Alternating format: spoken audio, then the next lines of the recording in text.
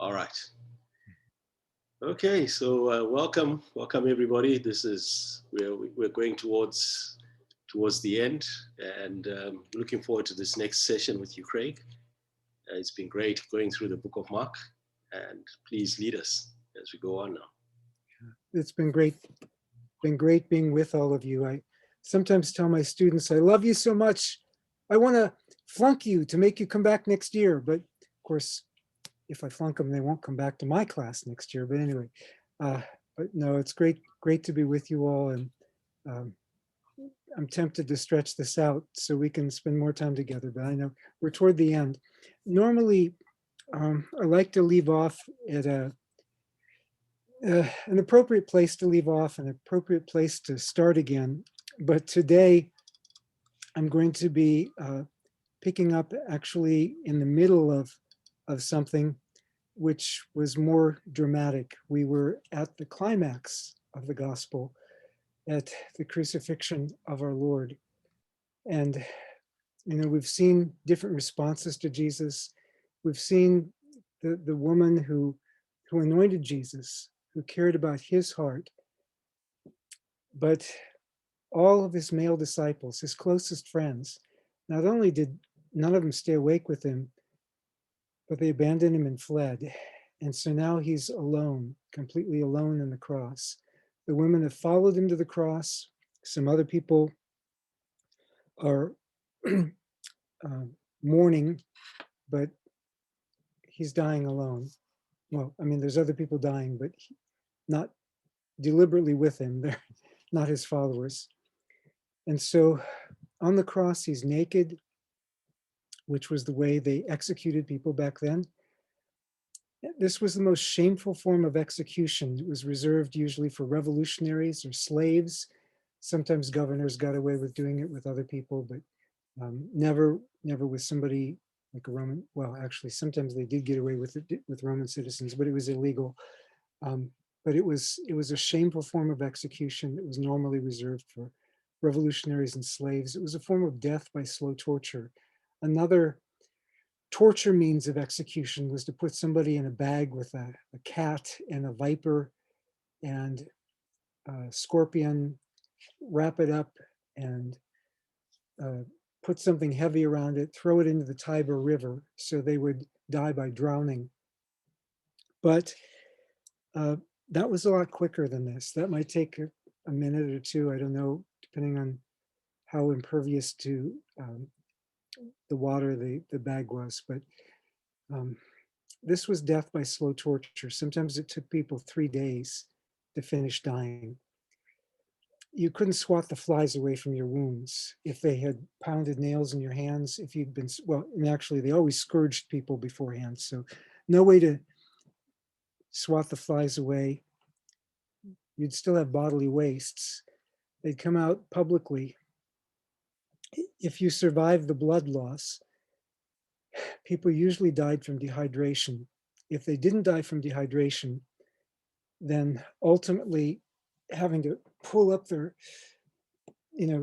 diaphragm to be able to breathe in that position, they would ultimately be asphyxiated. Roman law was that the execution squad would get any possessions on the condemned person's body. So, they cast lots, they divide the clothes among them. The execution squad may have been as few as 4 people.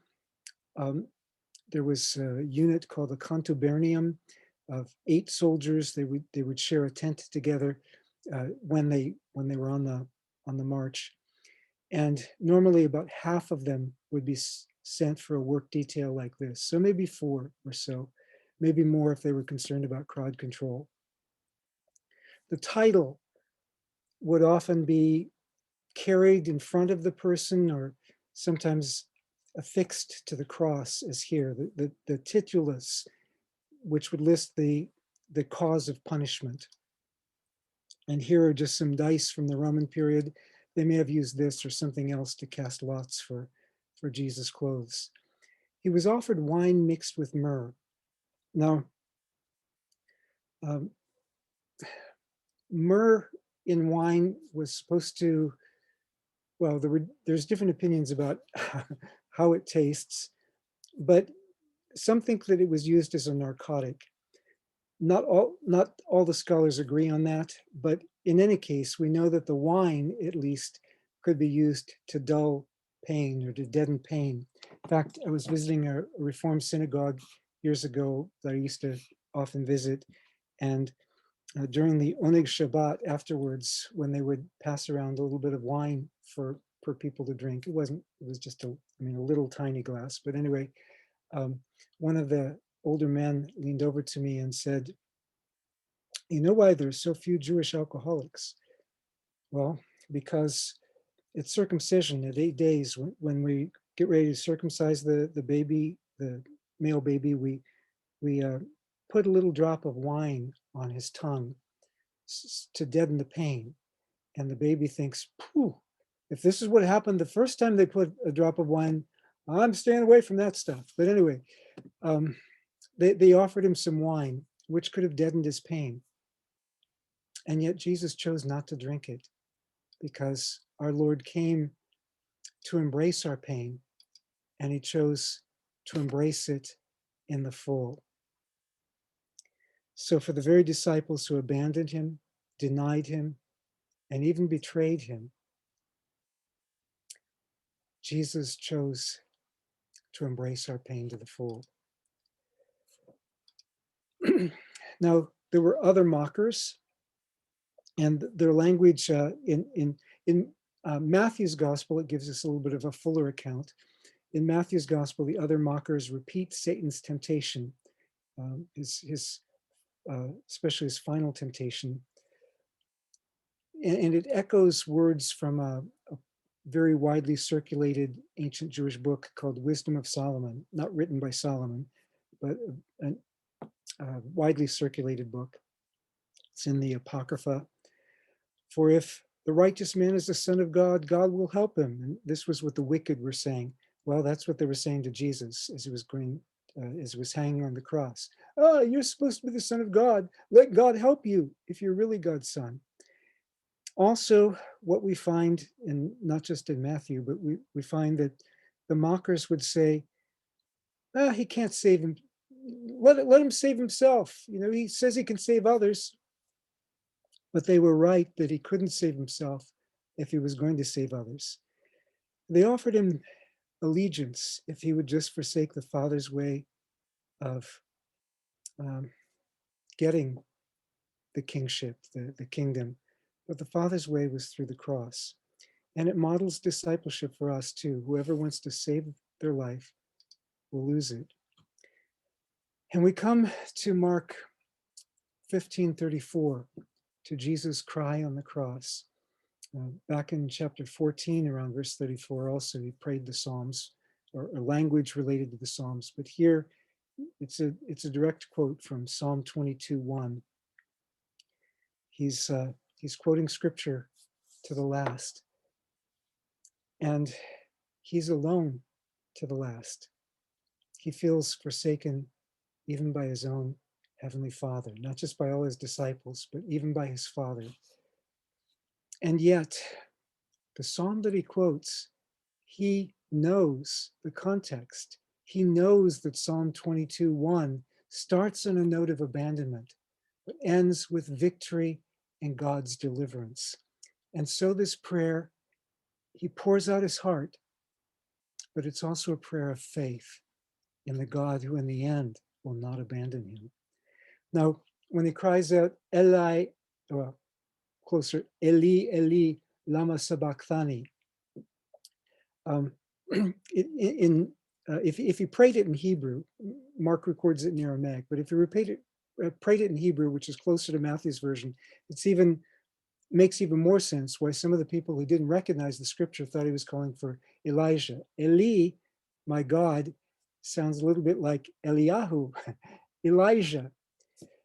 And there was a tradition, Jewish tradition, that Elijah delivered rabbis in distress. And the mockers, it just shows they don't recognize the scripture. But it shows their folly. And the irony of it is, Elijah had already come, and Elijah couldn't help him because Elijah John the Baptist was his forerunner in martyrdom. Well, there are signs at Jesus' death. And Mark emphasizes these less than Matthew, but signs were expected sometimes at the death of the righteous. Later rabbis talk about that and so on. But Mark, he's going to emphasize more God's presence in hidden ways. So he's not going to recount as many of the signs, but he has some of them too. Darkness, which was a plague in Exodus. Also, it's an end time sign of judgment. Darkness at noon, which is when it starts. Also in Amos chapter 8, verse 9, I think, somewhere around there. The irony is, though, that the only one, despite these signs, the only one who confesses Jesus' identity at this point is going to be the Gentile centurion. Well, in 1538, and again, Nadine, don't worry, I'm not going to do it literally, but the veil of the temple was rent. I think in an earlier Bible study, I showed you how rent one of my sweaters already was, and Nadine got me this new sweater, which I wouldn't have asked for, but hey, it's not rent, but I'm not going to rent it now just to show you. But the veil is rent. And commentators sometimes debate, was this the inner veil separating the Holy of Holies from the priestly sanctuary, or was it the outer veil, which was huge and could be seen publicly by everybody? Well, in favor of the inner veil, if it's the inner veil, it would mean new access to God's presence now. And Hebrews chapter 10 and verse 20 seems to speak of that, by the new and living way that he opened for us through the curtain, that is, through the flesh of Jesus. When his flesh died, the veil of the temple was rent, because his body would become the new temple. Or was it the outer veil? God's departure from the temple, like in Ezekiel, where the Shekinah, the presence of God, gradually moves out from one place to another and departs from the temple, departs to the Mount of Olives, and then departs further. Well, maybe it's both. I mean, not that literally it was both that happened, but theologically, maybe both things happened. Mark's original non-Jerusalemite audience wouldn't know the difference between the two veils. And so the theological point comes through, whichever veil it was originally. And Mark uses this language of the same Greek word, he uses it one other time in his gospel. And that's when Jesus is coming up out of the water. He saw the heavens torn open, same Greek term, and the Spirit descending like a dove on him. So that in this glorious revelation from heaven, well, now in Jesus' death, we have another revelation, and not from God's house in heaven, so to speak, but his house of the temple as the Spirit of the Lord is departing from there. You also have, not in the same words, but when the high priest tears his garment at Jesus' revelation of his identity. Well, this is the climactic sign regarding the temple. We have Jesus talking about the temple a lot from chapters 11 forward as his passion is moving forward.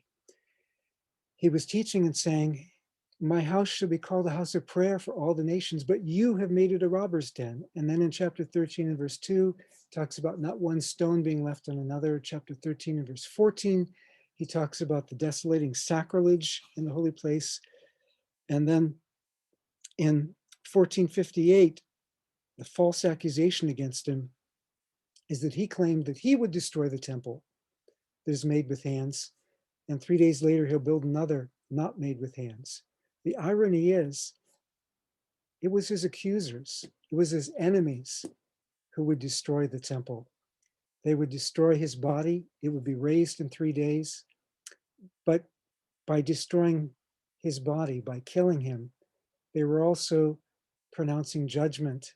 They were rejecting the Messiah and the one who Malachi said would come to purify the temple. And Malachi also said, if it doesn't get purified, if it's rejected, then God will smite the land with a curse. So in 1529, they're still mocking him.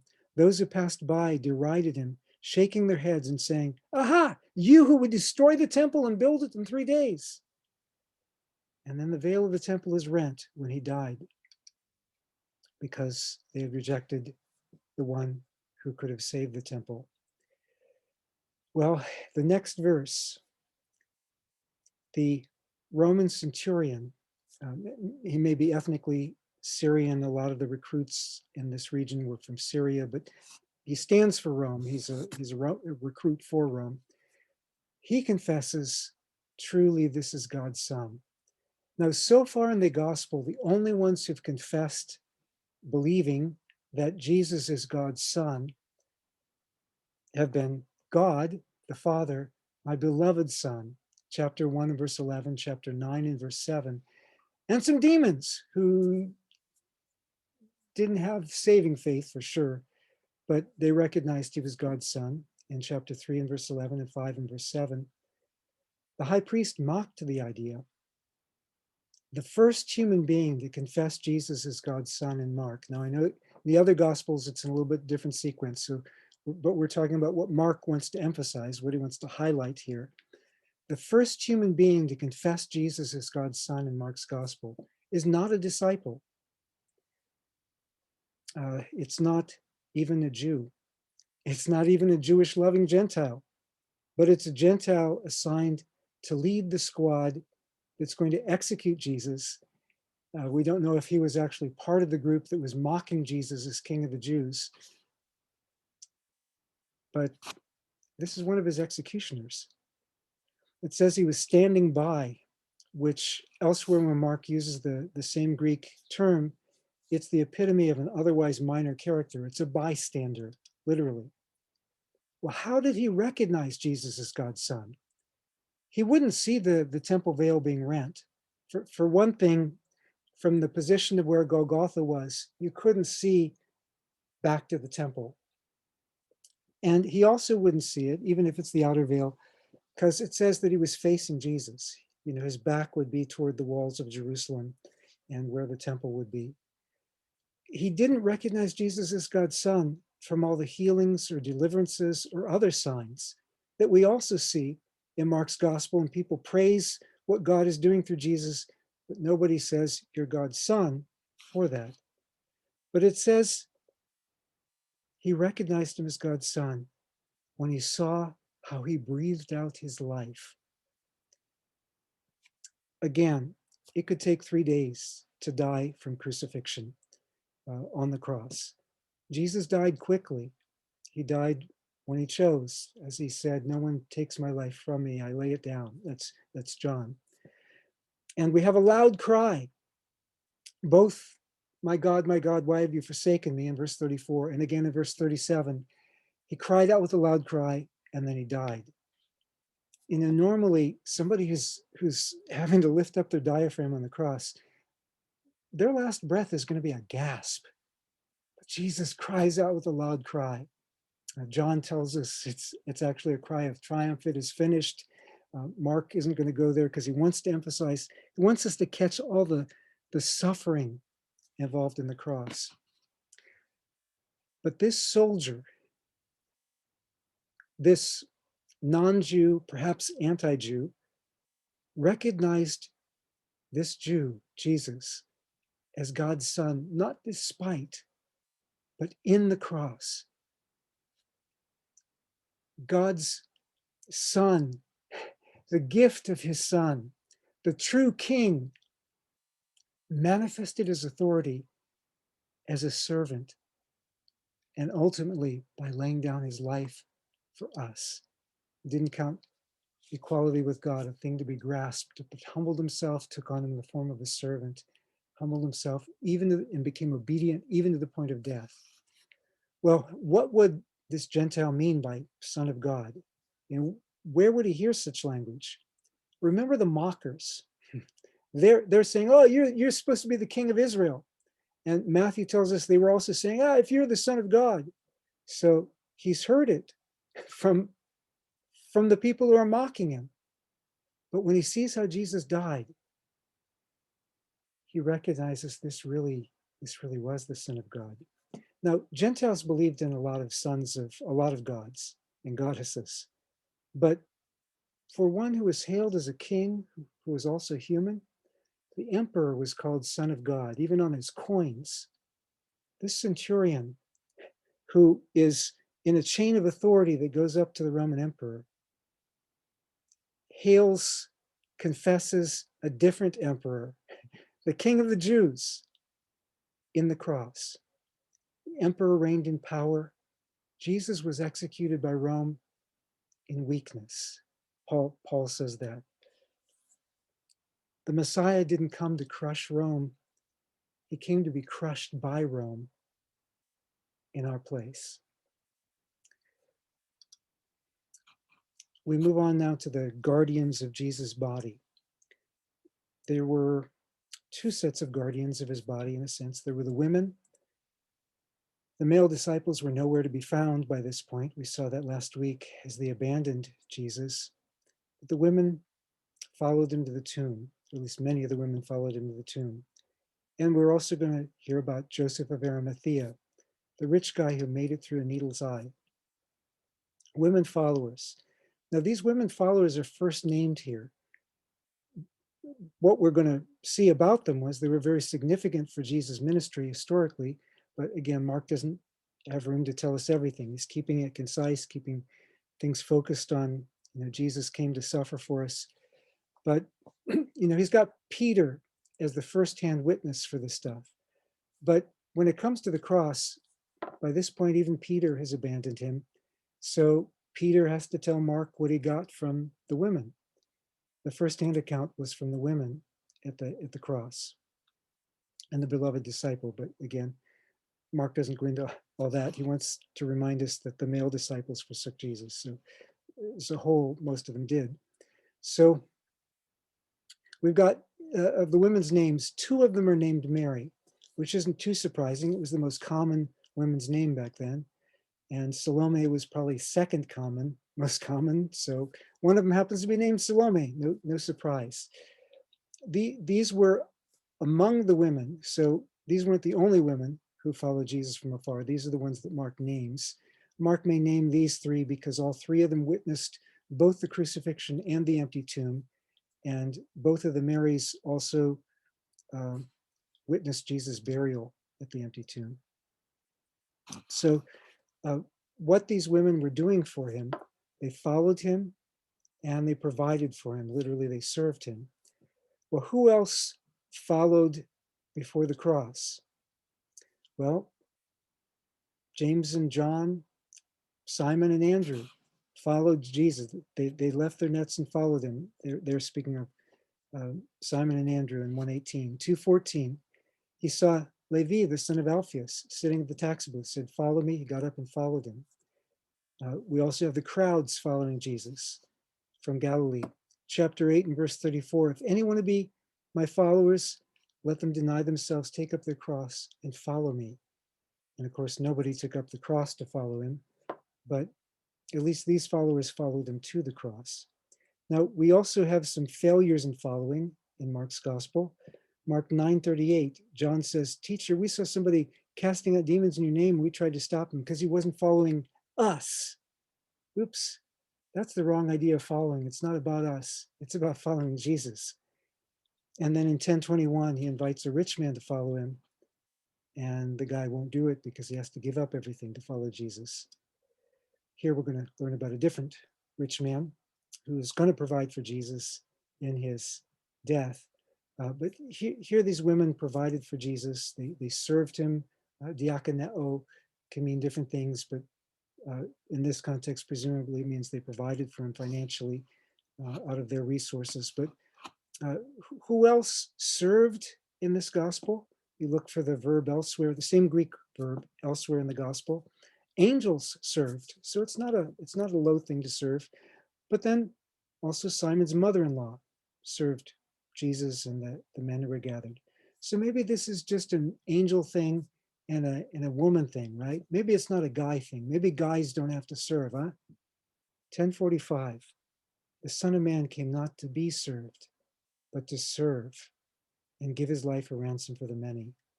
And so here he's giving his life for those who've served and for those who haven't served. And Jesus says for all of his disciples, the greatest is the one who serves. Well, these women had been doing better than some of the male disciples for a while. They followed after the men fled. Joseph of Arimathea, but don't get your hopes up too much for the women because it's not all going to be rosy after this. But Joseph of Arimathea, Romans usually let criminals rot on crosses, eaten by vultures or dogs. But Judaism demanded burial. In fact, it was in the Torah, Deuteronomy 21. You have to bury them. Once they're dead, you don't leave them on the cross overnight. So Romans sometimes granted bodies to family members, and they might, grant the body, especially in Judea because of Jewish sensitivities. But somebody else asking for the body who's not a family member, that could be like he's identifying with the condemned. That could be like coming out of the closet as Jesus' disciple. So there was a rich guy who didn't follow Jesus. Here's a rich guy. He's going to be like a camel that makes it through the eye of a needle, because he actually risks his life to follow Jesus at this point. He goes to Pilate and asks for the body. And if you were publicly willing to identify with somebody who was executed on the charge of high treason, les maestas, claiming to be a king, you could be executed as his follower. That's one reason everybody else fled. Wealth wouldn't protect him. Governors liked to execute rich people so they could confiscate their estates. We know Joseph was rich. The tombs in the area of the Holy Sepulchre belonged to people with substance. And this is just a model of the terrain. It was in a rock quarry, an ancient rock quarry, which fits pretty well the stone that the builders rejected, saying, but Golgotha and the tomb were pretty close by. This is the traditional area of the tomb of Joseph of Arimathea on the Jerusalem model, not too far away. Early Christians preserved the accurate site of the Holy Sepulchre.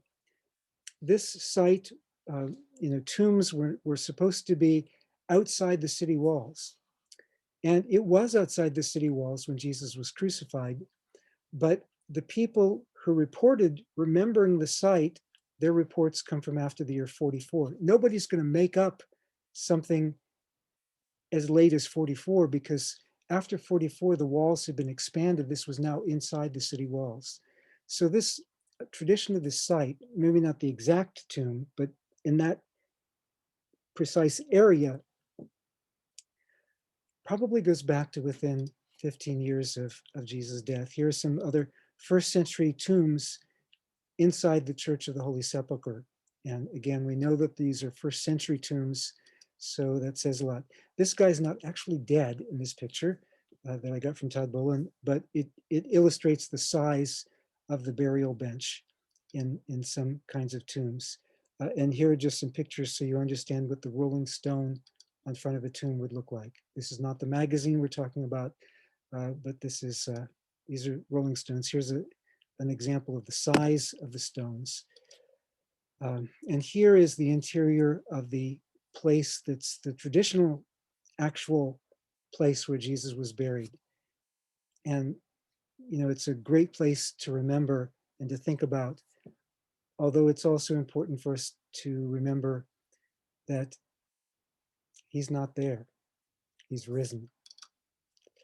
Well, there are no real parallels for Jesus' resurrection in antiquity. I mean, you have the dying and rising gods kind of theme where every spring, the blossoms would come back on the trees, and this was symbolized by rising vegetation deities.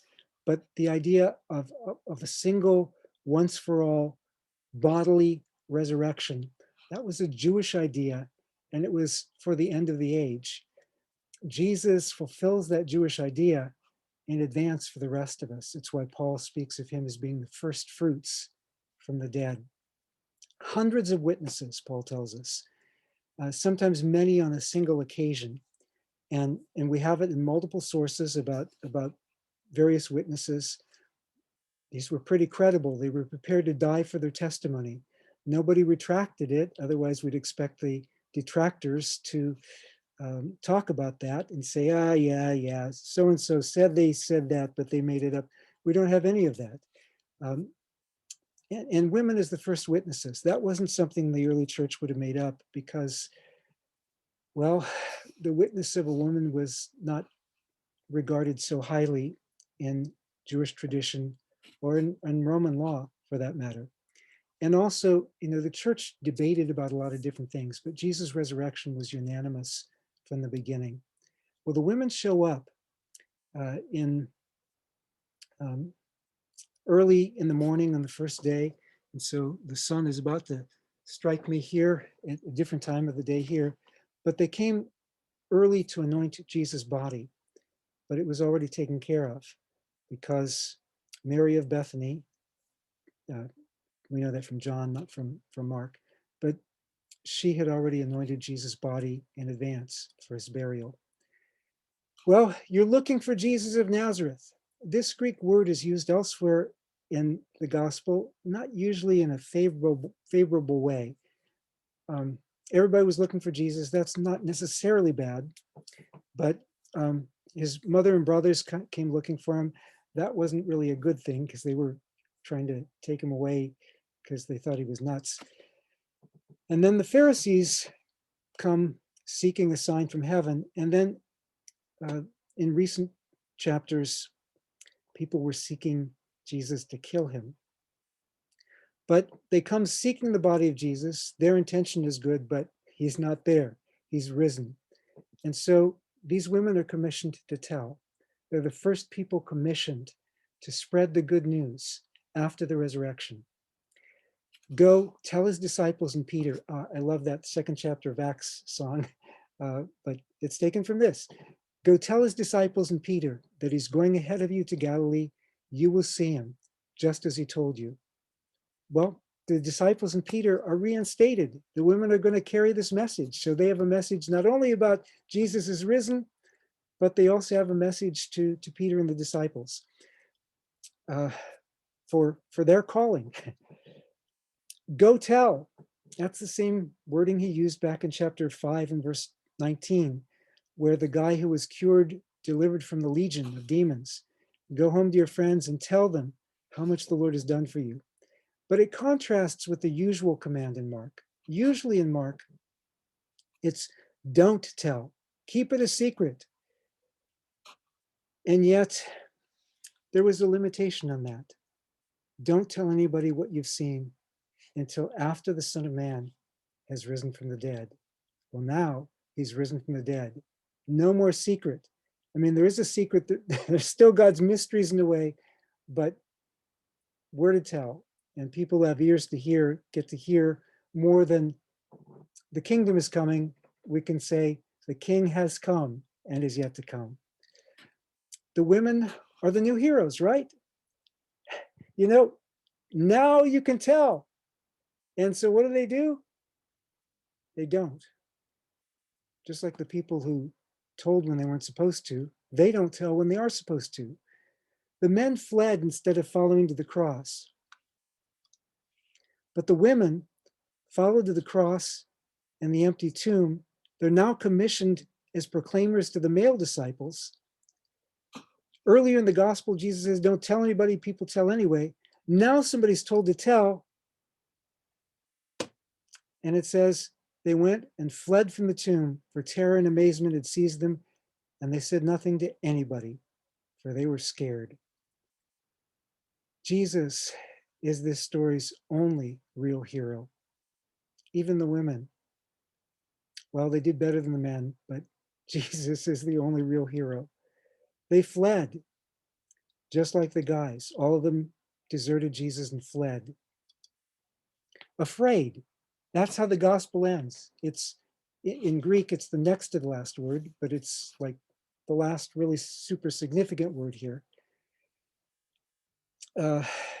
People were afraid when Jesus did things early in the gospel, and sometimes it's contrasted with faith. Well, they fled because they were afraid.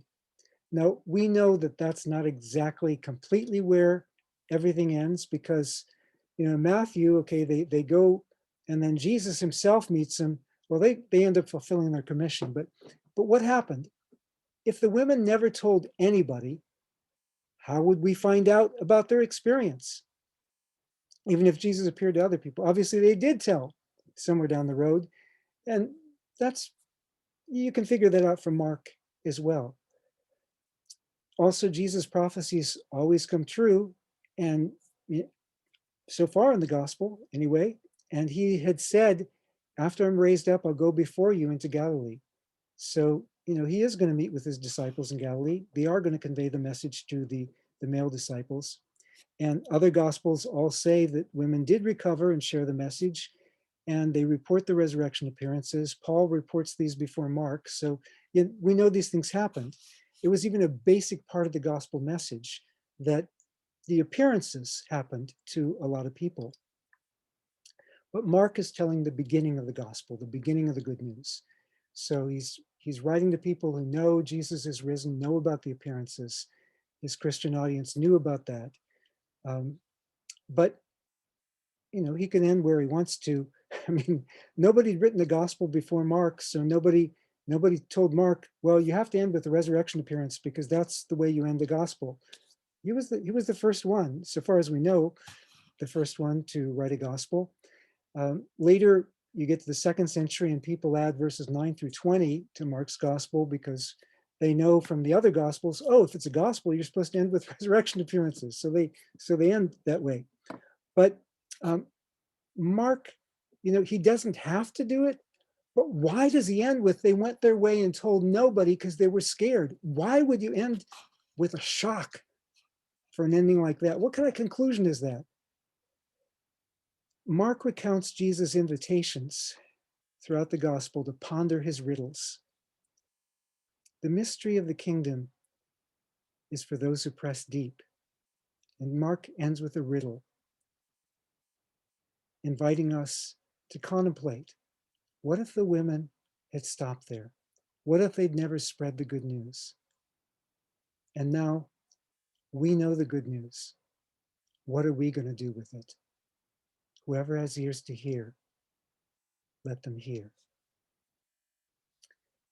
And I think we are, I could show you the parallels among the Gospels or something, but I think that's a good place to stop and hand it over to you, Dwight. And we have finished the Gospel of Mark, unless somebody wants to do the appendix, which I think is from the 2nd century, but it's in the newer translations, it's either in a footnote or it's in brackets with a note saying this was, most scholars think this was a later addition to it, but everything in it is biblical. I mean, you find it in the other Gospels, and whoever did it did good work. But I think Mark really wants to end with the idea of suffering and the idea that we disciples are imperfect. Jesus is the only real hero, but we have the privilege, the opportunity to proclaim him to the world. Thank you. Thanks, Craig. Maybe there's some questions that are on in the chat. We'll start with those immediately. There's one, I just put that one up. Can you comment about the 3 hours of darkness? It's there in the book of Mark, from the 6th hour to the 9th hour. Was it the sun bowing down? Was it because of a density of evil forces? I've heard all kinds of interpretations on that. I don't know if you want to comment on that. Maybe figuratively it was bowing down, or I think in the Old Testament it's often a matter of judgment. It's a sign of judgment. So as the light of the world is dying, God is also showing his pleasure with what's going on in the world. I mean, we can talk about that. Now, in terms of what physically was happening, Luke uses language that could be regarded as an eclipse, but it doesn't have to mean that. in Greek, and the other gospels don't use terminology that means that. So, I mean, it doesn't have to be an eclipse. I think it could just be, dense cloud cover, but it was, it came on the cross and stayed until Jesus was dead. Yeah, because an eclipse wouldn't last 3 hours. It's usually a few minutes, if I'm not mistaken. Yeah, and I don't think we have a record of an eclipse in the year 30, although Thales, but he's quoted in a later Christian author, but Thales was a pagan author who seems to talk about the sky going dark at that time. So maybe it went dark in more than one place, or maybe just it was widely known, or maybe Thales heard it from Christians. Hard to know. Right. All right. Yes. Okay. That's a spiritual warfare question there about Jesus, whether there were demons that he would be fighting on the cross, whether they came back for him when he had cast them out, things like that. I don't know the specifics. The physical agony on the cross would be horrendous. The social agony of the shame, being abandoned by all the people he loved, and then feeling abandoned by his heavenly Father, that would be enough. But yeah, if he's bearing the sins of the world, if he's bearing our punishment in our place, I know that some people debate that. I think it's pretty clear in Paul's letters that Paul believed that, and I think First Peter believes that, and well, the people who knew Jesus best believe that, so it's good enough. I agree. But anyway, if Jesus bearing our punishment on the cross, there may be other dimensions of anguish we don't know about. I think the depth of God's love displayed in the cross is so deep. Ephesians talks about how through the ages, all the ages to come, will be experiencing the depths of God's love, I think in deeper ways, going deeper and deeper in the infinite love that was displayed on the cross. So I guess we'll learn more. But now we can say this was an infinite sacrifice because it was the sacrifice of someone of infinite worth who was around before the world was, will be around forever. He didn't have to, except compelled by love for us, his creatures. He chose to embrace the cross. I maybe mentioned it last week. I think it was Michael Card's song that his they didn't need to nail him. His love would have held him there. Well, usually they tied people whether they nailed them or not, but Jesus chose that destiny in submission to the Father and out of love for us. Drew is asking how difficult was it to roll the stone away, and so on. Yes. That's why I showed the picture of how big that that stone could be. It would probably take a few people to roll the stone away. I mean, they did have a groove, so it wasn't like picking up the stone or something, but it would normally take a few men to roll it away. That's why the women, like, who's going to roll away the stone? They what could they do? I mean, there was no way they could roll it themselves, but I guess they figured they'd have to try if there was nobody else there. But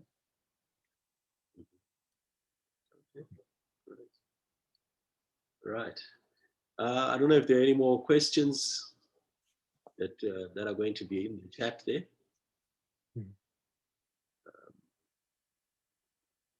Right. Yeah.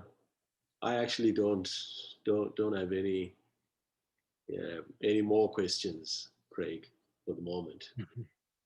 But yeah, just been really enjoying these sessions with you. Thank you very much. I've been enjoying this too. very Yeah. much. I'll miss you guys. Yeah. All right. Give it a few more minutes. Yeah. I think we're going to be closing a bit early today. Yeah. We thankful. And yeah, we finished the book of Mark. And we finish at verse 8. Thank you.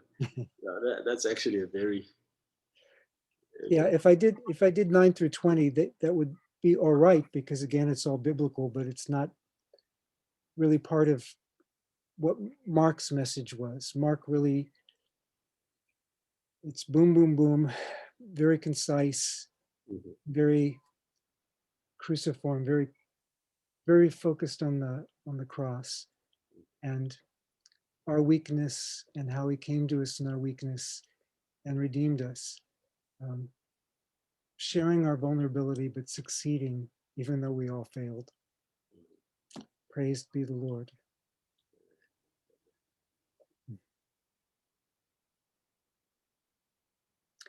There's a question about, do you think the late manuscript in any way reduces the core message taught in Mark?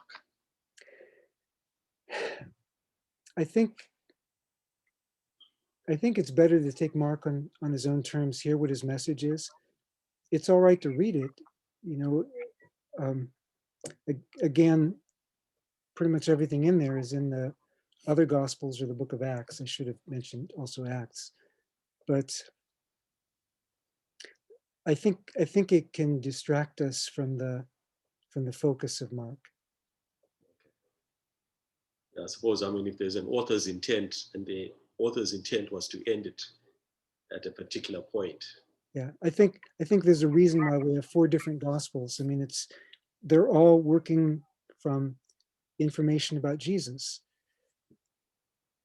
but they're all giving us different perspectives. They're all inspired perspectives, but we need to hear each of those angles. I mean, we can mesh them all together. We can, you know, learn more about Jesus with all of it together. You know, some things about Jesus when we blend it all together, but at the same time, it's important for us, and the church actually often missed this through history, because with harmonizing it, we don't hear the distinctive, inspired message of each evangelist. We don't get, it's like you're seeing me in 2D right now, not 3D, but 3D is even better.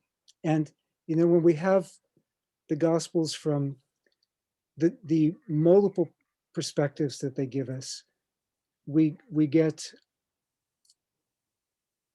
I think we get more what the Spirit was inspiring each of those gospel writers to give us in their own contexts, and that's really important.